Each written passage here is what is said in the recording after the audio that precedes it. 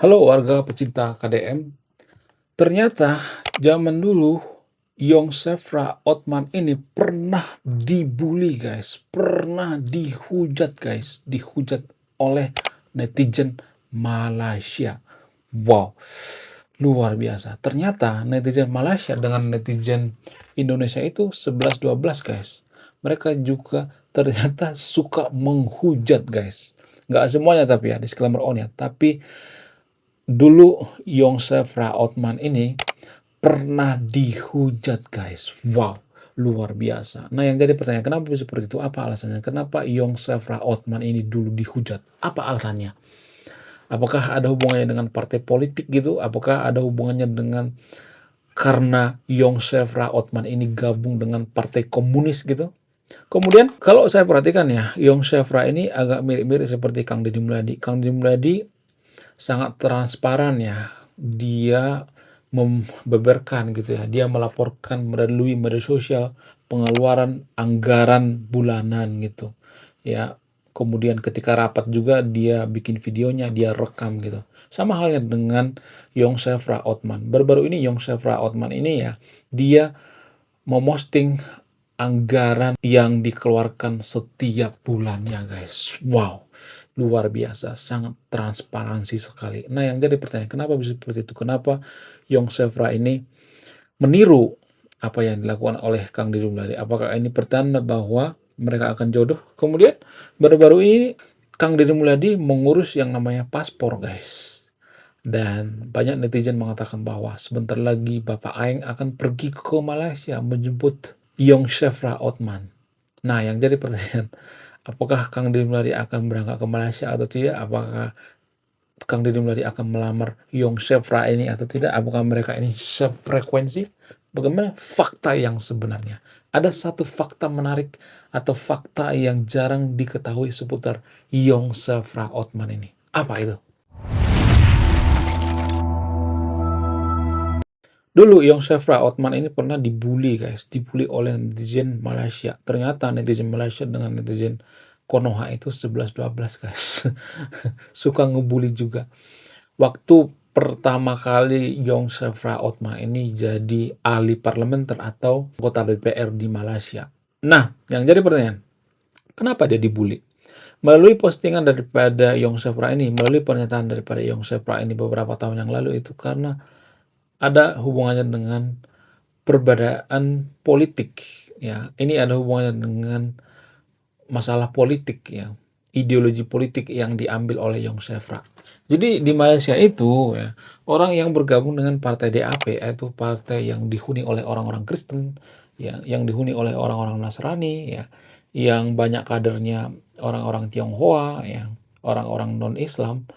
Dan ketika Yong Sefra bergabung dengan partai DAP ini dianggap pengkhianat guys. Wow, luar biasa, dianggap pengkhianat.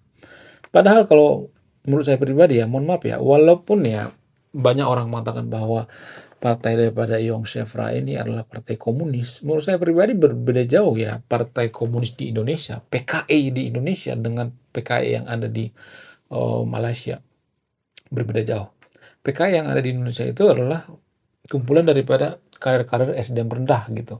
Kalau di Malaysia enggak, mereka sudah SDM tinggi, sudah lumayan berpendidikan gitu ya. Lagi pula kalau saya perhatikan itu ya, apa salahnya gitu ya, kalau misalnya Yong Sefra ini bergabung dengan partai yang mayoritas dihuni oleh orang-orang Kristen gitu. Emang orang Kristen itu semuanya jahat gitu? Ya, kalau misalnya ada yang mengatakan bahwa ada orang Kristen itu jahat, enggak semuanya guys ya. Hanya oknum-oknum tertentu gitu. Justru kalau saya perhatikan ya, mohon maaf ya bagi yang nonton videonya, saya tidak berpihak pada agama Kristen ya, saya tidak berpihak pada kelompok tertentu di sini ya. Yang mengendalikan ekonomi Indonesia itu adalah orang-orang Tionghoa, orang-orang Kristen ya kalau saya perhatikan. Yang mengendalikan ekonomi kita itu ya orang-orang Kristen itu sendiri ya, orang-orang China itu sendiri. Karena orang China di Indonesia itu kan rata-rata mereka Kristen ya, walaupun ada yang Buddha atau Konghucu ya, tapi rata-rata mereka Kristen. Yang mengendalikan ekonomi ya mereka-mereka itu gitu. Kenapa bisa seperti itu? Apa alasannya? Ya karena culture, budaya. Mereka nggak rasis gitu dengan agama lain gitu ya. Kalau misalnya nih mereka gabung terhadap agama eh, Muslim misalnya, mereka nggak rasis gitu, mereka nggak mempedulikan agamanya apa gitu ya. Jadi budaya daripada orang Tionghoa itu, budaya mereka itu adalah budaya kemajuan gitu, ya terutama di bidang ekonomi. Mereka punya culture yang berbeda dengan kita. Jadi jangan iri ya kalau misalnya ada orang China itu kaya raya gitu. Kita nggak tahu sejarah mereka, dulunya mereka hanya mengkonsumsi yang namanya ikan asin, ya seperti kisah-kisah daripada orang-orang China yang terkenal di Indonesia seperti, Pak Tanoto misalnya, Hermanto Tanoto. Hermanto Tanoto waktu kecil tuh lahirnya di kandang ayam, guys. Kemudian makan ayam juga jarang gitu ya, karena apa? Karena kondisi keuangan mereka saat itu ya, merintis dari awal. Nah, ketika usahanya sudah gede gede gede sampai sekarang bisa sampai punya harta triliunan, bahkan salah satu orang terkaya di Indonesia, mereka menikmati gitu. Jadi semua ada prosesnya gitu, sama seperti Yong Chevra ini ya. Kalau dia gabung dengan orang-orang China itu ya nggak jadi masalah ya kan. Tapi di Malaysia ini sangat masalah besar, dianggap pengkhianat, guys. Bayangkan ya gabung dengan partai orang China itu dianggap pengkhianat.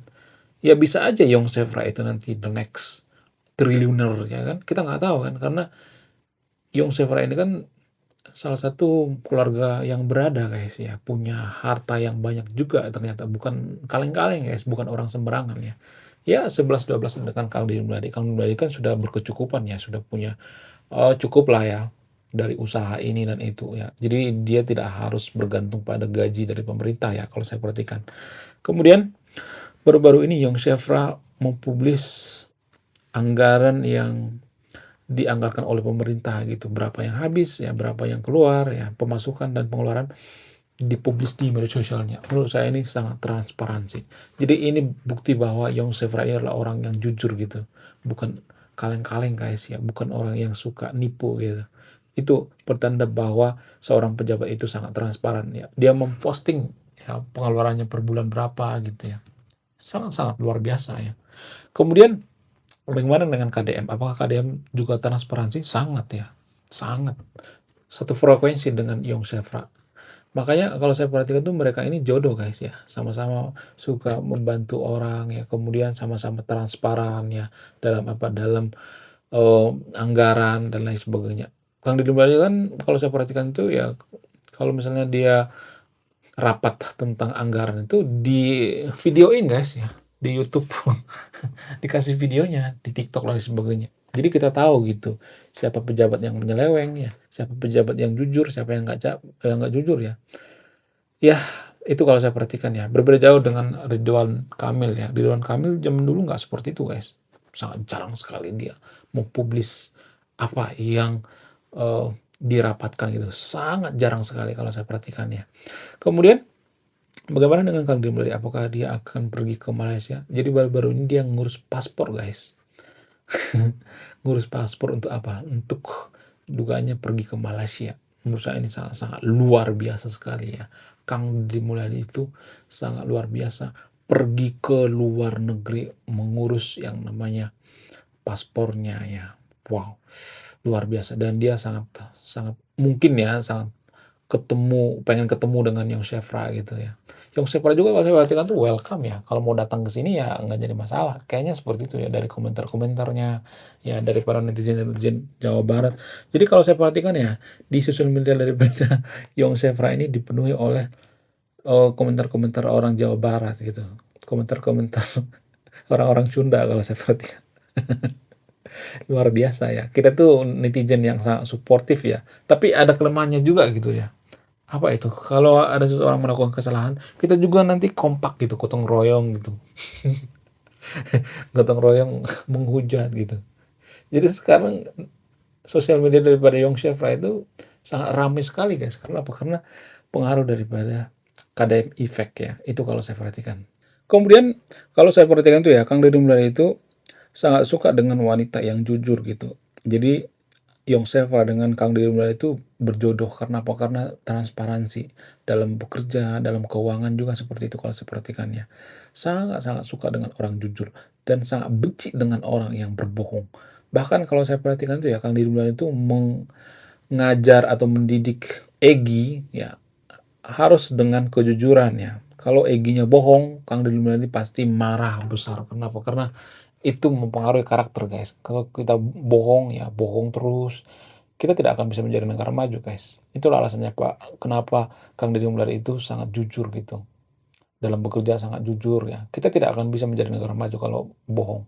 Kita tidak bisa dipercaya gitu. Kalau ada orang misalnya nih ya investor dari luar negeri mau nanam saham di Jawa Barat, maka mereka akan berpikir 2 kali. Kenapa? Karena kita bukan orang yang jujur gitu ya. Nanti ada masalah, masalah itu segala macam ya kan. Itu kalau saya perhatikan ya. Oke, sekian video ini ya. Terima kasih sudah menyimak memahami ya. Sebelum saya tutup, saya akan berikan pantun guys. Jalan-jalan ke Lemur Pakuan. Siangnya beli gorengan. Jangan ngaku fans KDM kalau masih buang sampah sembarangan.